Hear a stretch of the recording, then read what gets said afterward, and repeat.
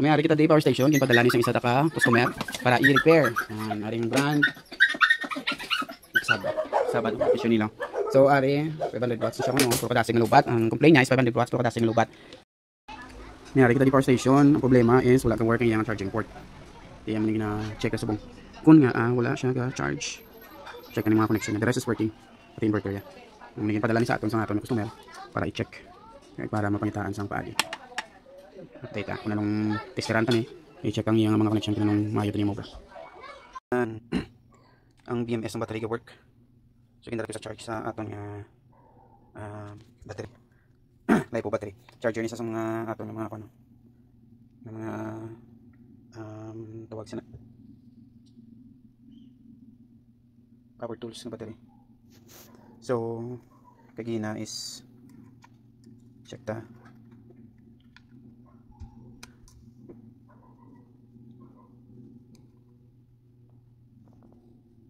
.47 11.44 ni siya kaya nasang wala sa na-charge. So check ta kung magtaas ang battery. Baling gina-check ko is kung ga-working yung BMS ng battery. Isa sa mga rason why sa ga-charge could be nga wala ga-working yung BMS. So check ta kung ga-charge siya. Kay ga-charge sa solar kuno pero wala sa ga-charge sa 220. So kung ginagin-testiran ta, okay man ang flow sa connection niya. So far wala man tayo nakita ng sunog sa fuse or what. All working man. Amo na gina-check ta if may difference siya sa BMS or wala. Kaya kung hindi kita masolusyonan ni sa 220 ang brahon tayo is maubara tayo sa ka-charging port direkta sa battery. Ano ang brahon ta. If ma-prove na ito mag-charge ang battery. So observe lang siya na balikan tayo siya in few minutes.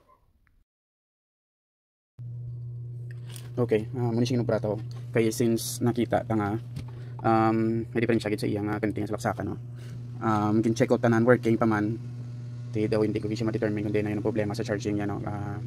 Kin-try ko man siya nga i-bypass why man Japon. So para mapusla na lang ang iyang inverter since functioning pa man tanan.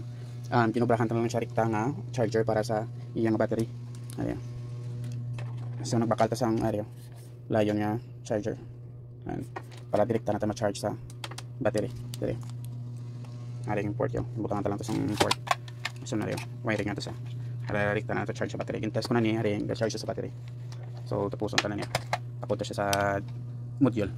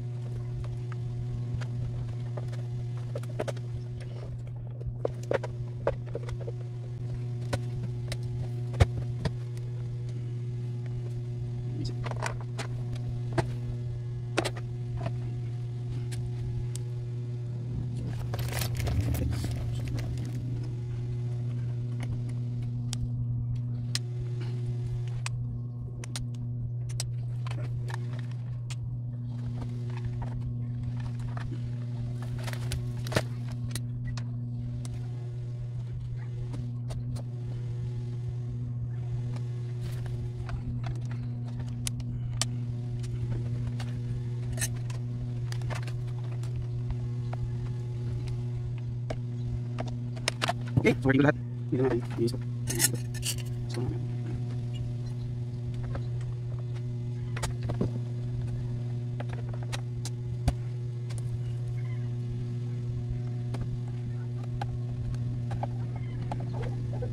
ngayon lang sa tanan. Mayari kita di power station na gindulong sang gipadala sa customer sa aton. Problema yan is wala siya nag-charge. Ang ilang tao ang iyang brand niya is Jack G-Shock. Isang problema sa customer kuno dasi malubat. Nakabutang di 80,000 mAh capacity.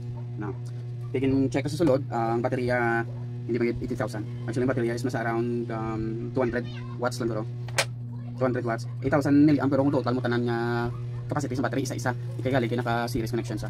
Naka 4x16 something nalipat ko mag-isip. So ang sa isip ko mga nasa 200 watts lang siya ang total yan. Nakabutang dito 200 watts yan. Siguro ang surge power yun Kaya check ta ng connection, ang mga fuse. Hindi siya mag-work in bypass ta, hindi man siya mag-work. Wala sa charge, pero function niya 220. Yung function na 220 ya. The rest ka function luwas man diri sa AC charger. Di ang suspect ko abi ko na yung sa charger mismo tembol sa customer mga wire lang ko ginagamit sa rice cooker mga medyo ginasaksak ya. Di gin check naman mayari mo kami di wala japon. So ang solution ni nato sa customer is ubrahan siya sa ang koglingon niya nga jack charger or outlet para sa charger. So ari nagubra kita diri koglingon niya para charger. Nga nakarekta mismo sa battery. Kay suspect ang problema is inverter. So the rest is working pa man sa inverter so kanugol nga is lang inverter or kopingon na inverter kay since okay pa man tanan luwas lang gid sa dito sa charging part. Kay charge man sa solar. So gibaklan ko lang sa battery.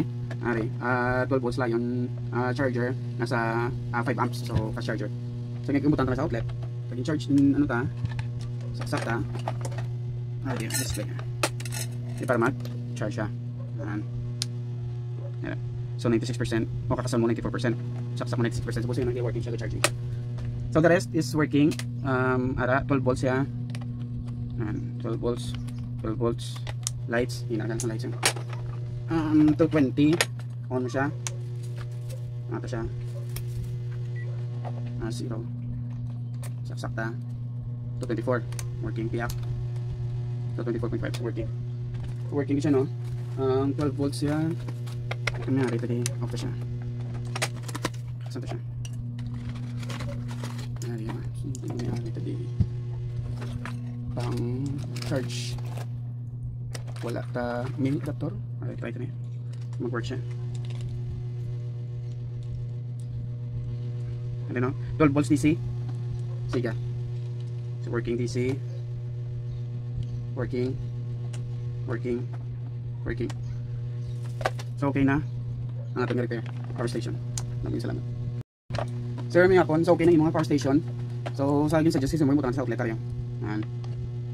The rest working yung lights, working yung USB, and working yung DC. Ang imo nga 220 on ta. 224. So working siya. Paghatag mo na din sa ako ng baterya ni is 84% or 83%. Bali pag abot sa atong charger, gin-charge ko din siya para ma-test ko kung working yung charger. So working itong charger, nag-charge sa up to 94%. So i-charge ko pa gini siya para mag full ta 100%. Send ko lang sa imo kung areo, kita mo. Power, AC charge. Naka-fault siya kay wala ta na ginagamit ang iya nga charger sa likod. So kung natawon mo naka-fault siya, kung magsaksa ka di, gin-try ko kuan ko sa amon nga rice cooker nga wire. Ginsaksa ko, pagsaksa ko, AC charge siya, gaga-blink iyang AC charge. However, wala gid sa kaya ko nte. Sa mo nang complain no. So gin-check taga ng iyang nga sulod, gin bang bypass ta, gin-trace ta. Hindi og makita. Okay man mga fuse, hindi makita ang diferensya. So mo nang solusyon nga inatag ko sa imo nga obrahan siya pag charger. So naka-fault na siya. Pero as you can see, charge na song. Pero gindikta mo siya ka fault siya, gindikta ta nang atong charge sa battery sa gulan sa likod. So okay lang siya Japon. 97% ata. Gidugay man 100% na siya. Ang power station sir. Currently nasa 98%. Nagsaksak pa sa electric fan. Kaya matesta siya. Working siya. Saksak sa piyak. Patay sa. Saksak sa piyak. Ayan, working na siya. So working dual extension.